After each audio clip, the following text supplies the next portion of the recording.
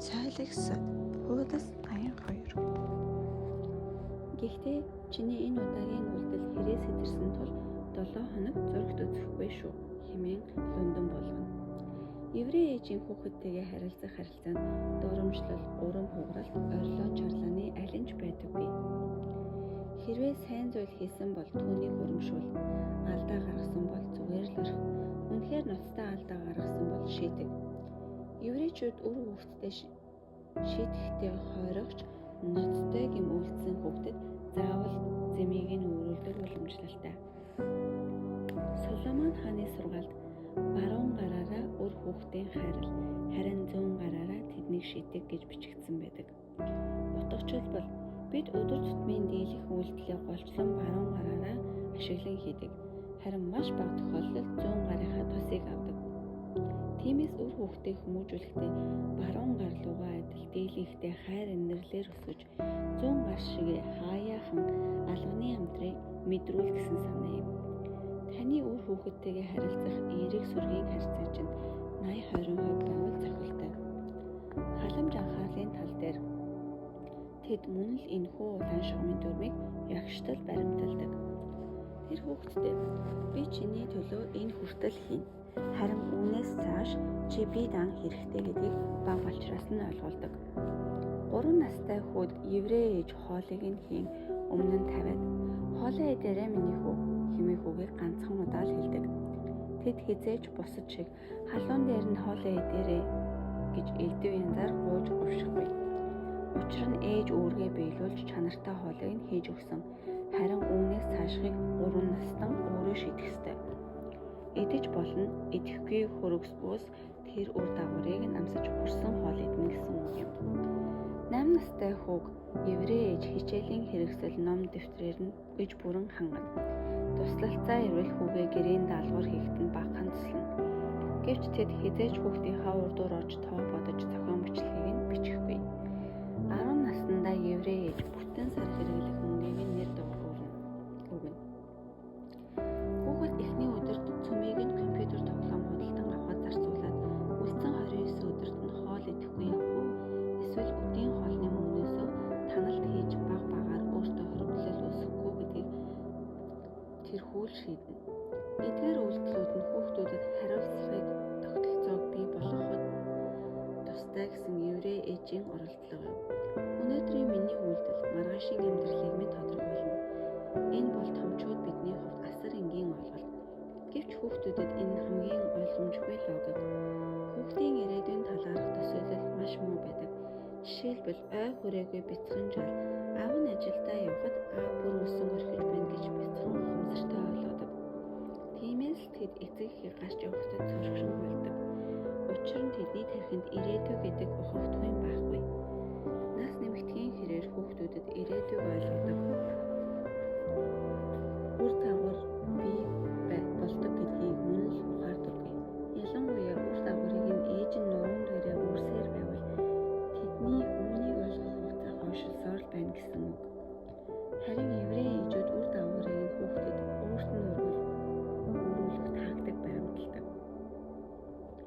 Хэрвээ хүүхэд алдаа гаргасан бол үр дагаврыг нь ээж нь бус өөр хэн нэгэн бус гац хүүхэд өөрөө хүртэх ёстой.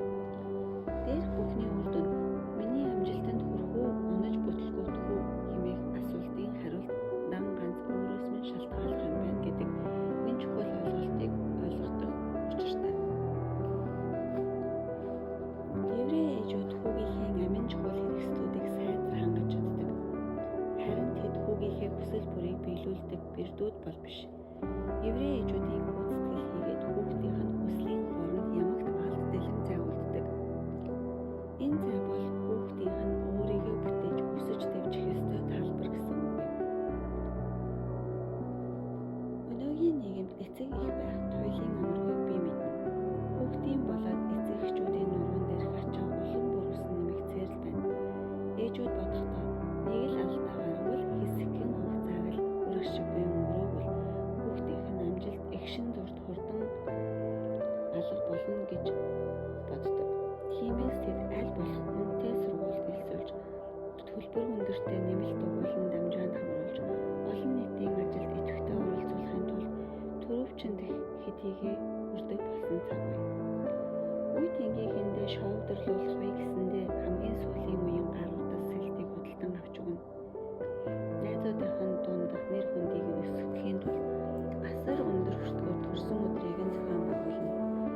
Тэр ч бүхэл хүүгийнхээ хувийн менежерийн үүрэг гүйцэтгэж хэнтэй хаана уулзах, ямар дугуйланд явахыг нь сонгож, цагийн хуваар гаргаж, асуудлуудыг зохицуулж өгч байна. Хүүхэдтэй өндөр боловсрол олгох хичээх нь туйлын зөв. Гэвч бүх хэтрүүл энд хүрээ та зогсох ёстой. Улаан шугам бууд авраг шиг. Хүүхдийнхээ орон зайд буухалт, түүний хэтэрсэн халамжаараа бүүхч ирхийл, үүнээс цааш хичээл зүтгэл бүрчин хүүгээ чинь ирээдүйн амьдралд гай түтгэр авчирч болж ирсгүй. Тэдэнтэй том хүн шиг харьц. Еврей хүмүүжил бол асар олон судлах тухайтай олон талын шинжлэх ухааныг хамарсан өргөн хүрээний ухаан. Гэвч энэ хүмүүжлийн арга ухааны гол тулгуур багна нь бие даасан хүүхэд хэмээх ойлголт. Үлгэрлүүрээс еврей хүмүүжлийг аврах модоор төсөөлбөл модны их бие нь хүүхэд өөрөө өөрийгөө бүтээх ёсон. Энэ тухай Тород эцэг эхчүүдийн гол үүрэг нь хүүхдээ амьдрахад нь сургах мөн хэмээсэн байдаг. Монгол улсын иргэний хувьд 16 наснда иргэний үнэмлэх авч 18 нас хүрмэгцээ цэрэг татагдаж 21 наснд хүрч байж арх согтууруулахундаа хэрэглэх эрх нь нэгддэг. Харин еврей шишинд хүүхэд 13 нас хүрснээр насанд хүрлээ гэж үздэг. Иудаизмын зарчмаар хүүхдийн 13 насны төрсөн өдрийг тогтсон заншлын дагуу тэмдэглэх нь зорилго нь чи насанд хүрсэн энэ цагаас эхлэн еврей хүн байж улс үндэстнийхэн өв уламжлалыг үргэлжлүүлэх үүрэг хүлээлээ гэж мессежийг өгөх болов. Еврей шашны зарим урсгалуудад 13 наснд нь хүүгүүдийн хөвч заслах ёслол гүйцэтгэдэг байв. Энэ нь хүүгүүдтэй энэ цагаас эхлэн эмэгтэй хүнтэй ойртож болно гэсэн утга бүхий ёс заншил ажээ. Насанд хүрнэ гэдэг бол ямар нэгэн тоонд хүрэх тухай ойлголт огт биш. Хүүхдийн насанд хүрэх үйл явц 18 насны төрсөн өдрийн байлуутай цуг ирдэггүй. Эцэг эхээсээ бүрэн бие даасан, тэдэнтэй ижил тэнцүү харьцдаг, санхүүгийн хувьд өөрийгөө авч явдаг, амьдралынхаа чухал шийдвэрийг өөрөө гаргаж хариуцлага хүлээх чадвартай нэгнийг насанд хүрсэн хүнд тооцно. 28 нас хүрсэн ч дээрх үзүүлэлтүүдийн аль нэгийг нь хангаагүй нэгнийг насанд хүргэж гэж нэрлэхэд хэцүү.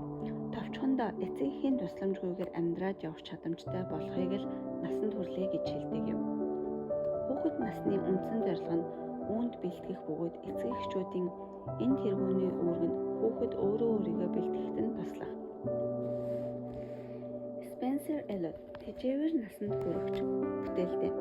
Хэрэв бид тэдэнтэй хүүхэд шиг харьцаад л байвал тэр мөнхөд хүүхэд чигээрээ л үлдэнэ. 30 нас хүрсэн атлаа тогтсон гэр бүлгүй, байр орон сууцгүй, хариуцлагагүй, санхүүгийн сахилга батгүй, шургуу хөдөлмөрлөх чадваргүй, амархан гомдож тундаг, муу зуршлуудаа дэлсэн, ажлын байраа эцэг эхээрээ хайлгадаг нэгэн асар олон бий. Тэд бол иргэний үнэмлэхтэй жаалууд. Хэдийгээр иргэний үнэлэхээр тэдний насыг 30-40 гэх боловч сэтгэлгээ туршлагын хувьд хүүхдээрээ байгаа. Ийм хүүхэдтэй болохыг хүсэхгүй л байвал хүүхэдтэйгээ насанд хүрсэн хүн шиг л хайрцаг хэмээжээ.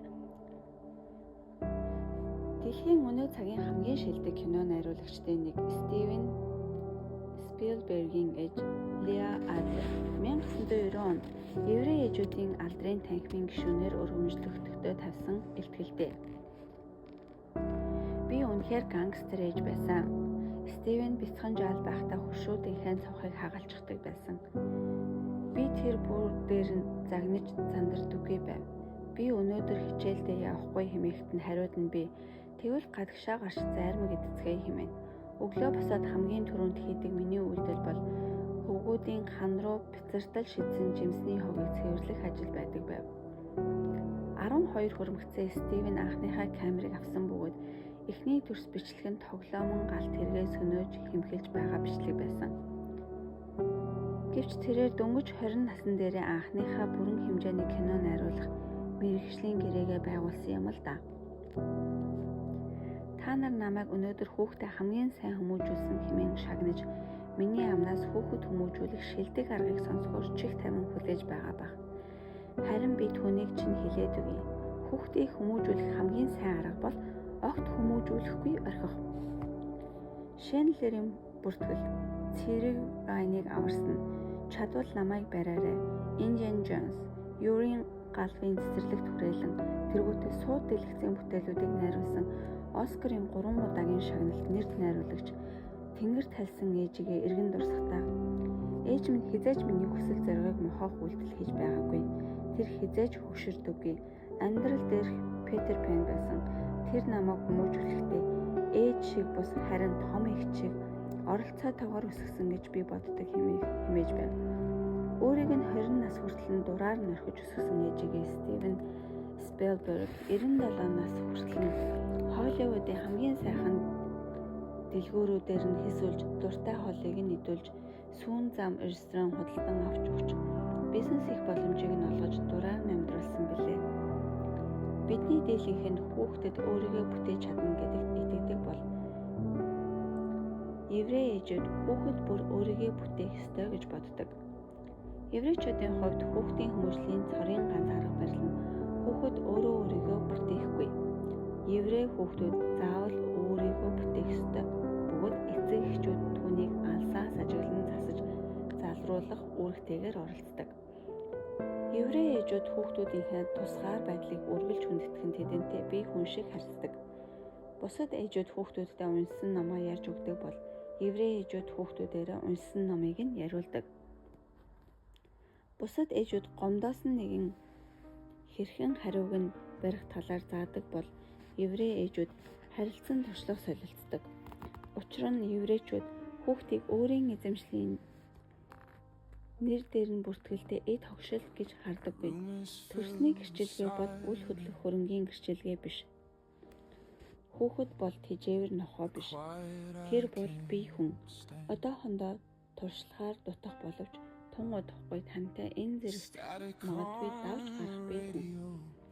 Еврей ээжүүд энэ ертөнцөөс өөр хүүхдээ хардаг. Бид насанд хүрсэн хэн нэгэнд өөрийн үзэл бодлоо хүчлээ тулж энгийн алдаан дээр нь хашгирч уурладаггүй. Нөгөө талаар насанд хүрсэн хэн нэгэнд зөрөгтийн удирдлагыг чинь бүрэн эзэмж өдөржин хүүхдийн санаа үзэл бид түүнд өөрсдөө үзмэл байгаагаа илэрхийлнэ. Еврей ээжүүд яг л энэ гэрчмийг баримтдаг. 4 настай хүүхэд нь толгойроо тас хийтэл зохиход ээжүүдийн зарим нь хүүхэд хэмээн дуугүй өнгөрч байхад зарим нь уурлаж зандардаг. Энэ тохиолдолд еврей ээжүүд "Хөөмэн ад жаргалтай тоглохыг чинь харах таатай байна. Гэхдээ ингэж тоглолвол ээж чинь толгой өвдөж байна шүү дээ" хэмээн хэлнэ. Хүүхэд эндээс миний эргэн тойрондох бүхий зүйл надад зориулагдаагүй юм байна. Миний дуртай гомон хүн бүрт хаалагддаггүй.